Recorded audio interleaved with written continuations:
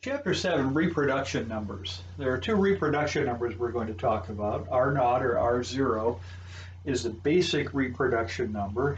R sub E is the effective reproduction number. Sometimes R sub E is called RT, just depends on what source you look at. Instead of defining this with a paragraph, I'm going to define it with an example. Let's suppose we have R naught equals 4. This is Fred. Fred's infected with some virus. R naught equals 4 means Fred's going to cause 4 infections on the average. And we'll also assume there's no population immunity. Anybody in the population theoretically is susceptible. That's simply put what R naught is. R naught is a dimensionless figure. It's really a ratio between infections in two successive generations of the disease. So the ratio of 4 to 1 is that reproduction number.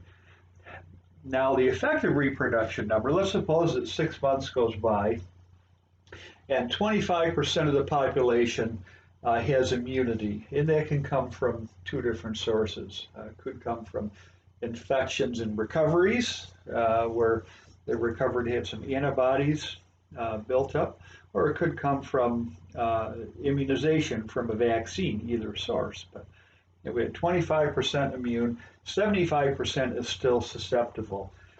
What's going to happen? Well, basically, Fred's going to interact with the same sort of people. This could be a different Fred, a different infection, doesn't really matter.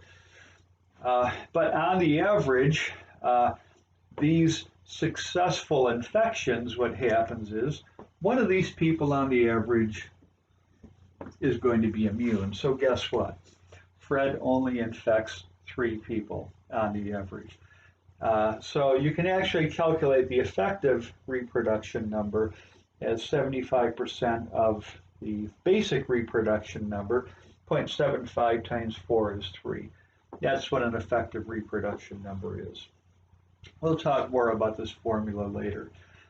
This is just a introductory video. We'll have a couple more videos where we'll talk more about the ramifications of this reproduction number.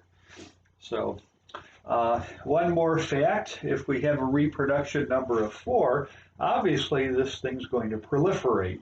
As time goes on, there's going to be a lot more infections than there were in the past. But let's suppose we have R naught equals 1. Then guess what? If we have 10 infections, and then we go through one reproduction cycle, we're going to be replaced with 10 infections, and then we go through another reproduction cycle and we have 10 infections.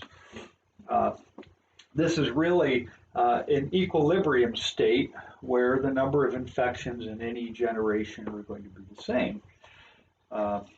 On the other hand, if R is greater than 1, of course the virus is going to spread. What happens if R naught is less than 1? So for instance, if R naught is 0.5, we can have 10 infections. And what happens is these 10 people on the average will infect 5 people. And these 5 people will infect 2.5 people. And of course, it's going to die out. So when the reproduction number, this could be R naught. If it starts out at 0.5, it would be R naught. If we're in the middle of an outbreak, then I guess it'd be RE. So it could be either one. But in any event, we have a reproduction number less than 1. The virus dies out on its own. We have a reproduction number of 1, equilibrium. We have reproduction number greater than 1. The virus is going to spread profusely. One of the interesting features of this reproduction number is it ratchets up. The difference over a 2, 3, or 4 month period can be profound. At the end of this video series, the end of the text, we talk about the various models. We talk about the SIR model. In here, I actually build a reproduction number into the SIR model. You can see what effect this has as we go from, say, a common flu of 1.5 to something that spreads much more rapidly, like COVID is somewhere between mid twos to mid threes, or as high as 7 as it is in France. Looking down the road, it has a big effect. So, okay, that's all for this short video. We'll be back with the second one shortly.